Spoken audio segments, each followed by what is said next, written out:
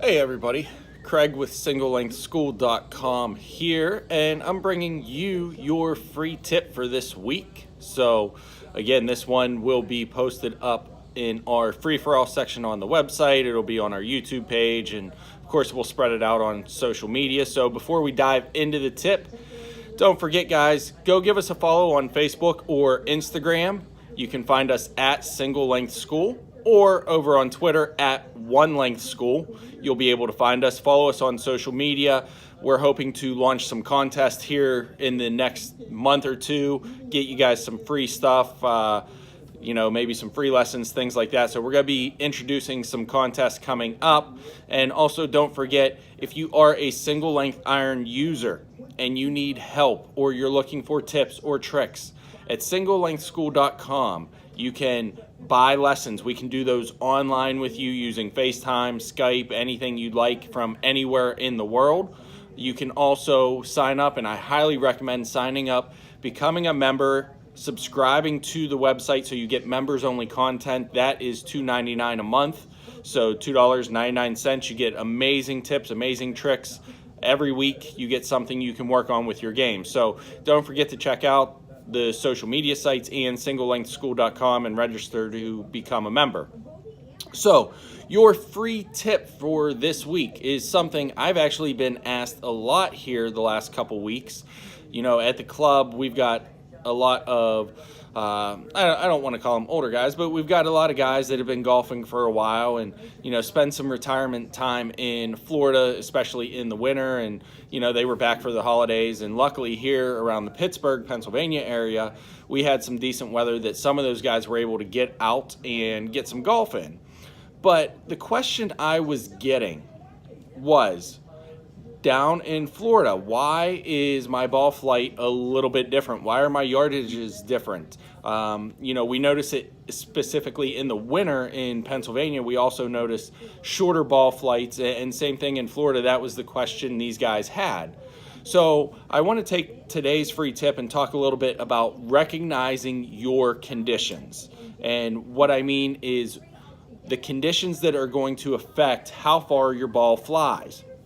So, one of the things that I've noticed, I've actually spend some time in Florida here every year around February, so I'm actually gearing up to get ready to head down to the Tampa area, more specifically Palm Harbor. I have a friend that lives there, and we will be over at the Innisbrook Resort, which is home to the Copperhead Golf Course, a stop on the PGA Tour, usually in March, which I think is the same this year. They're there in March.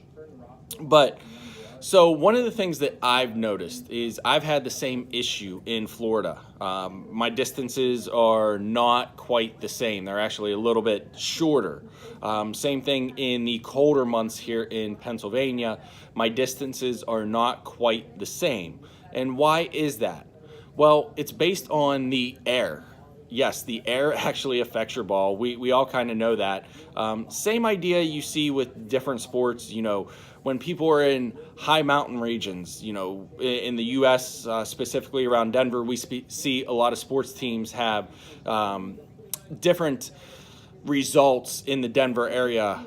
We recognize it with kickers in the National Football League.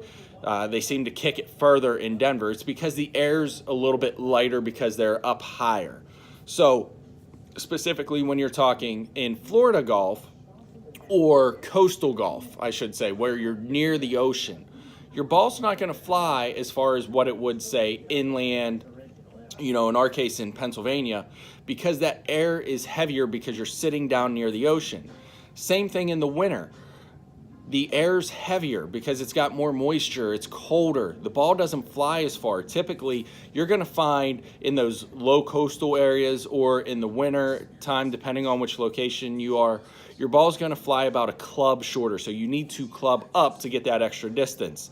Vice versa, when you're in the summer months, especially in those higher areas here in Pennsylvania, just to give you guys an example, my pitching wedge is about 150-yard club for me, 149 kind of exact.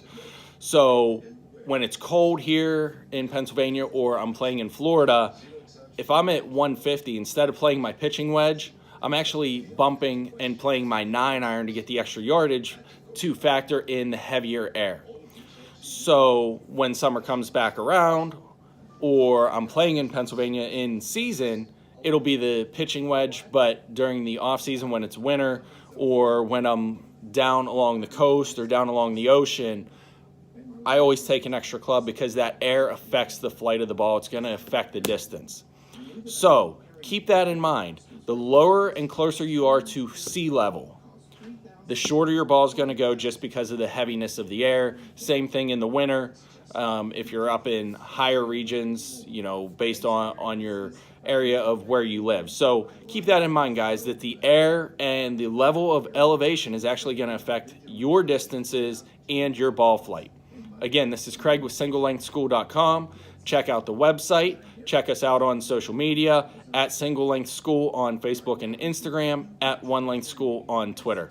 Thanks, guys. We'll have another free one for you next week, and we'll have a members-only tip coming at you on Friday. So have a good one, guys. If you need anything, our contact information's on the website.